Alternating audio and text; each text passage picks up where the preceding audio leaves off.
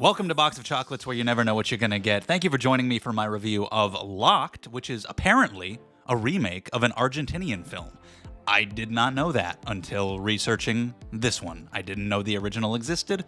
I've never seen it, but I wanted to check this version out because of the actors involved, though I wasn't really sure how it would turn out. Is it just going to rely on the gimmick? Anthony Hopkins is just a voice in a car? How good is it going to be? Well, let me say, first of all, these actors are definitely a good reason to see the movie. Bill Skarsgård is great, just all the time. He's like Robert Pattinson in that he has a different voice in every movie that he's in. He can really just disappear into all kinds of different roles, whether they're villainous clowns or vampires, or roles like this, where he's not very likable at the beginning. He's neglectful to his daughter.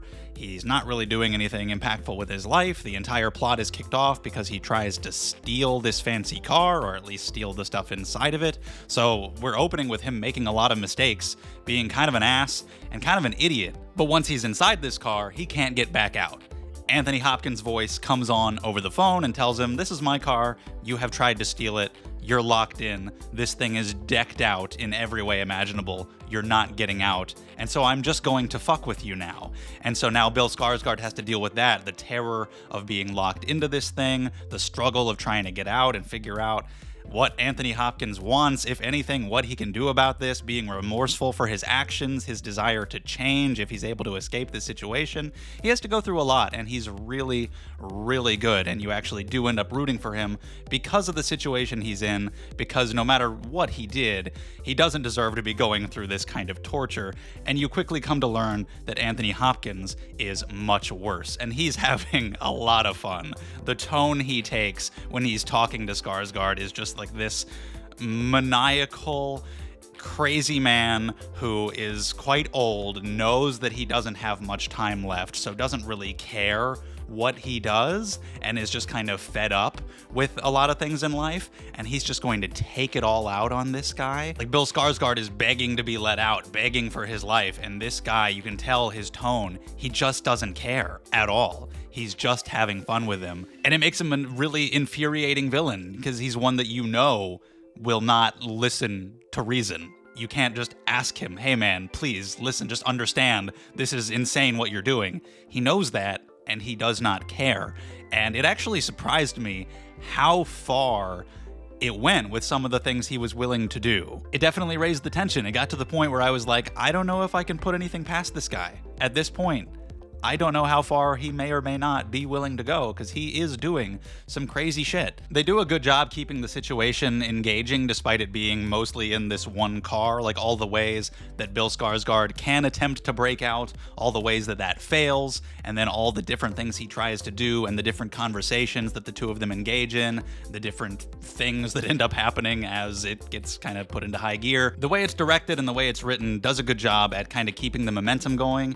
It does drag a little bit in the first half. It takes a while before things really start to happen with the car. Before that, there's a long period of time where it's parked in one spot, Skarsgård is just trying to get out, and it's a lot of conversation with Anthony Hopkins and a lot of him fucking with him, turning up the AC to max, blasting this loud, ridiculous music. That part drags on maybe a little bit too long. I could see on a rewatch that being the part where you're like, oh yeah, I forgot how long this goes on. I gotta kind of get through that to get to the part that is admittedly a bit more exciting later. But for the most part, it does a good job keeping things varied, keeping things moving along.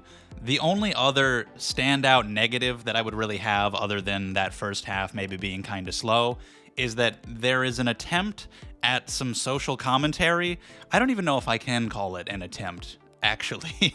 It's so surface level, it may as well not even be in there. Like, Anthony Hopkins is talking about how, you people always trying to steal my car, and the cops never do anything about you. And then Bill Skarsgård's talking about how society is unfair, and the laws are created by the rich to help the rich, and it's so difficult for a poorer person to escape their situation. And it's like, sure, yeah, but that's not like a revelation, man.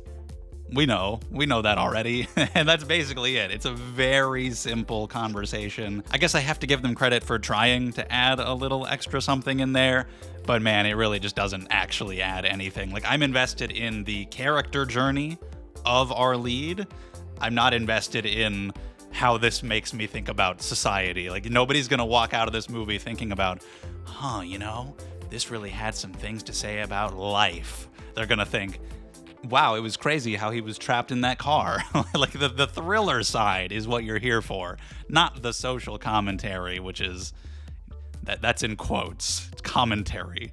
But overall, this was fun. It's a simple, small cast, trapped in one location, although the location can move. 90-minute thriller. It goes by quickly, has a few issues here and there. It's not groundbreaking, but it's worth watching for the performances, and I do think it's pretty good at carrying along the momentum. And as things escalate, they escalate very strongly. Like, it gets to the point where you don't know what's going to happen. You don't know how far this villain is willing to take things, and where it ends up by the end is very satisfying. And any bit of violence and bloodshed and action that you do get is very good and entertaining. I'm gonna give Locked a 3 out of 5. It's not the kind of movie that I would rush to watch again, but I do have a soft spot for these 90-minute simple thrillers.